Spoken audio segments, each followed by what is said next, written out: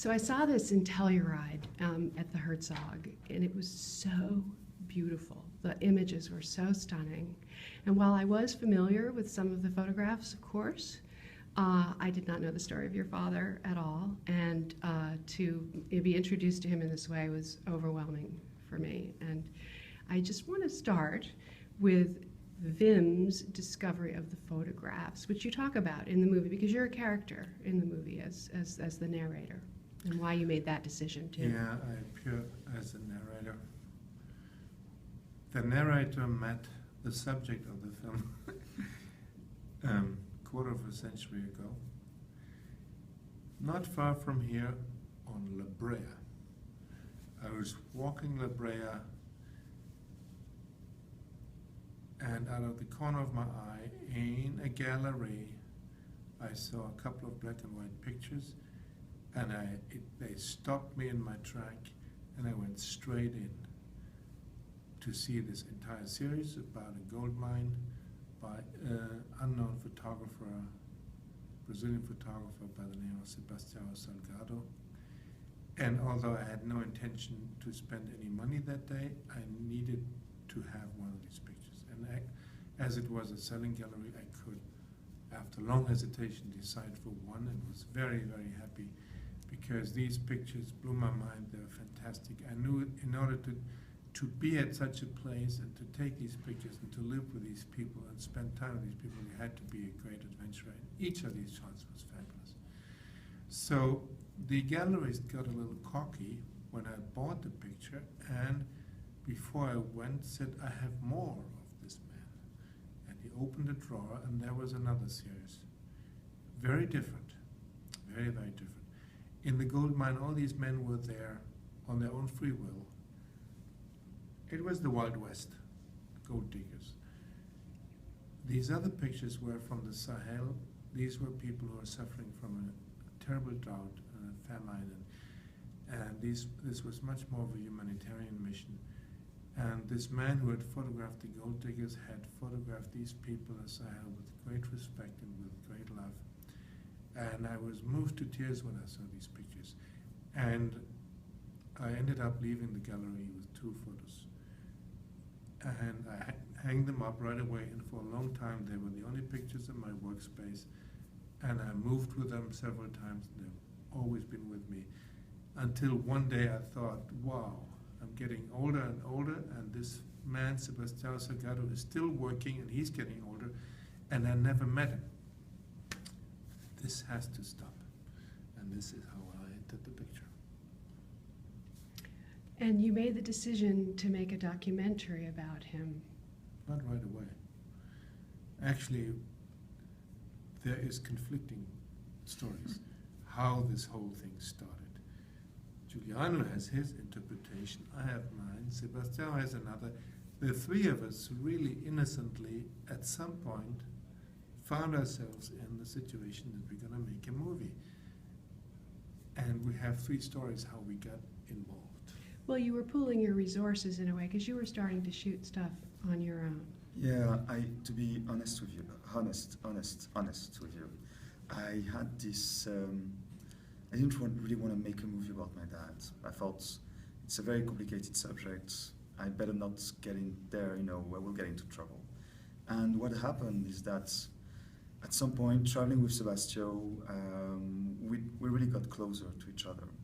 And somehow I saw that he accepted my presence with him, that I could film him, but I had a very strong intuition that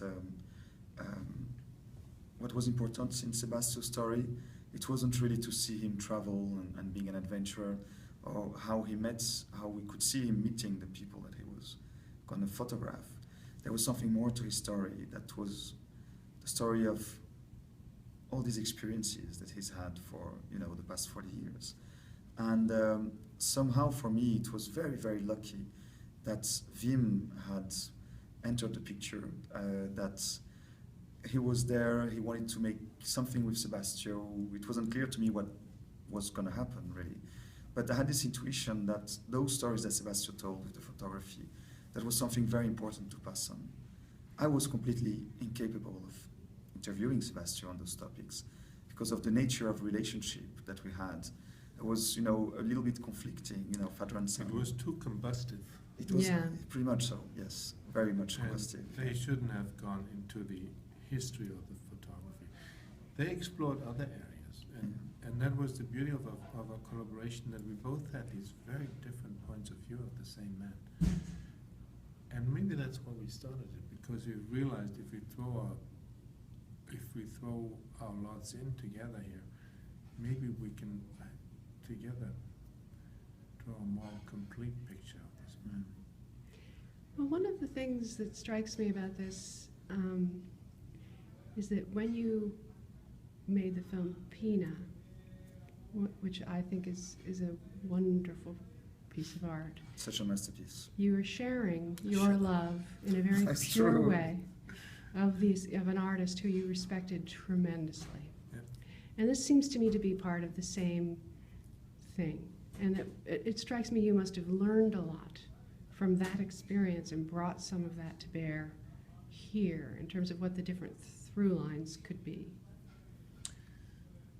You would have thought that I could have learned something, but to tell you the truth, I had to learn it all from scratch on this film, The Salt of the Earth. It didn't help much because it was such a different enterprise. And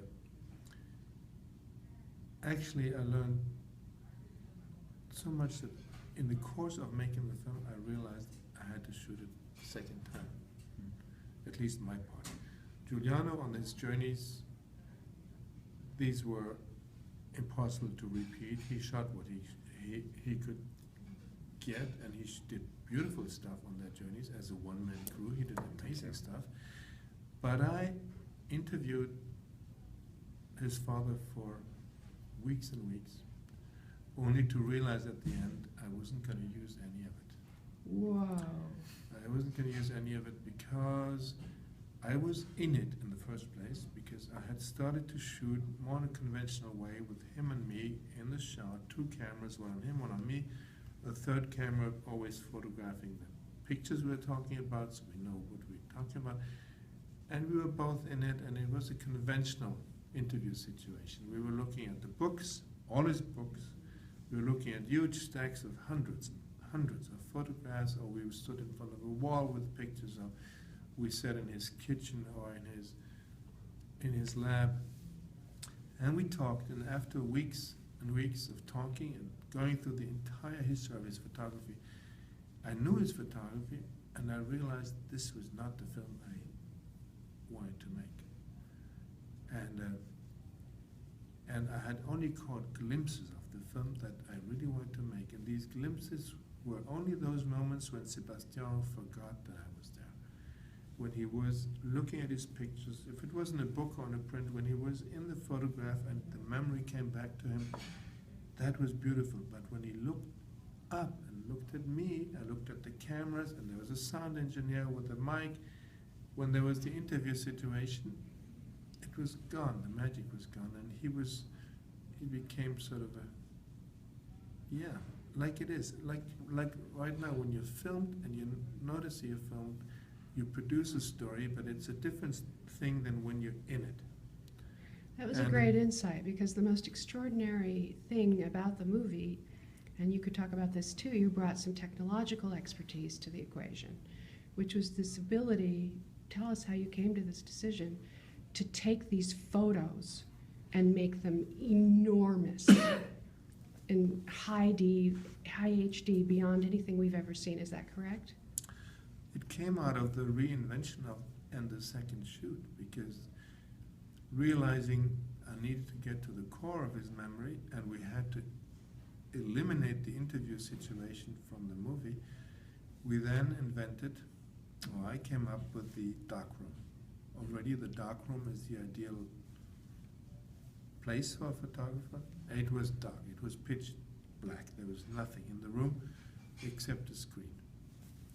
And the screen showed nothing but his photographs, and I controlled the screen, and I could click through one picture after another, but he saw only the screen, Sebastião, and he was in his memory, nothing disturbed him, and he could talk about the one picture. And the camera was behind the screen was really what you call on television a teleprompter, only that we had given it a different function. It was not the text on it, but the pictures. So while he looked at his photographs and was undisturbed by anything and could really enter his memory, he also looked at the audience.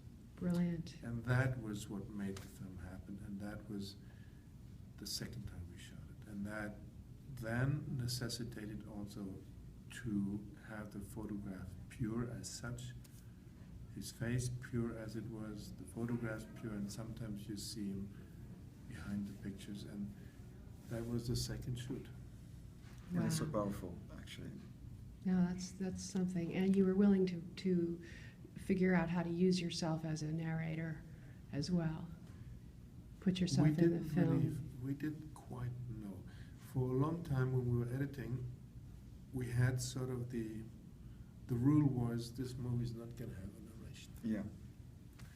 Because as Sebastião was talking already so much, I figured, why do we need a narrator? So, and I have made films with narration and without narration. There's no narration in Pina. And so I figured that it didn't need any other voice. So we worked on that premise, and we cut and cut and cut, and he cut and I cut, and we put the stuff together, and we never had a movie. We didn't have a movie. And eventually, we realized the story was so big and so complex that it needed a little bit of guidance. Mhm. And then I tricked you out. Completely. I really was very scary of being on the other side of the camera, and I resisted as much as I could to be part of, that narration. And one day I come back to the editing room, and suddenly I see pictures that I knew, and a little baby that I had seen before. It was me growing up in the film, and that tricked me into accepting to be a part of it completely. And I forced him to be the other narrator.